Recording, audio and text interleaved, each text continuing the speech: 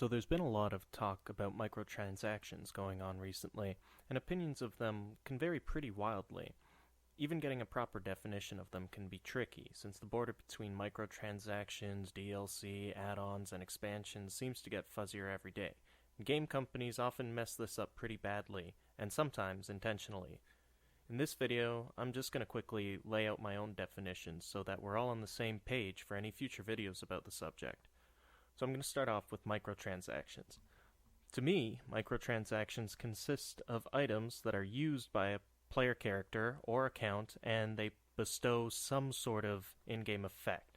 That can range from anything from unlocking a skin, giving the player a new vehicle or weapon, or something that makes the game more convenient, such as unlocking inventory slots or enabling fast travel in certain locations. Mounts and things of that nature would also fall under there. My other category is going to be add-ons.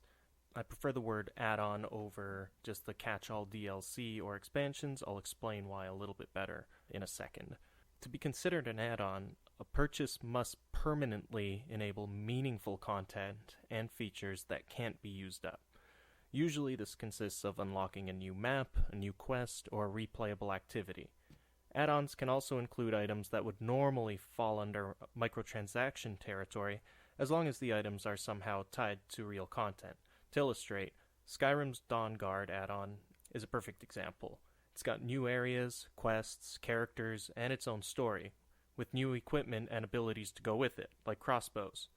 However, if the crossbows were available for purchase without the rest of the add-on, that would be, in my eyes, considered a microtransaction. By my definitions, expansions would just represent the most meaningful and extensive class of add-on, and that usually is accompanied with a higher price tag. DLC, as you'll notice, wasn't included in any of those, and that's for a very simple reason. It only describes the delivery method, which is digital download.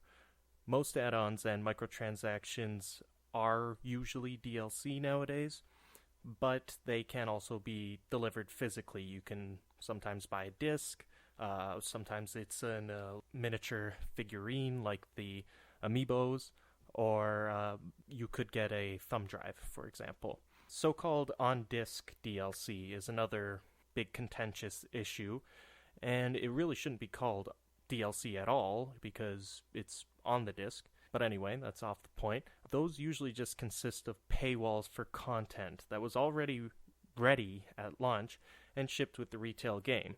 But for whatever reason, the developers decided it was worth withholding that content from you until you cough up more money. If you're a launch day customer of a full-price game and you see on-disc DLC available for purchase on your first login, I would usually suggest just getting a refund because it won't be the last time that game or developer tries to nickel and dime you.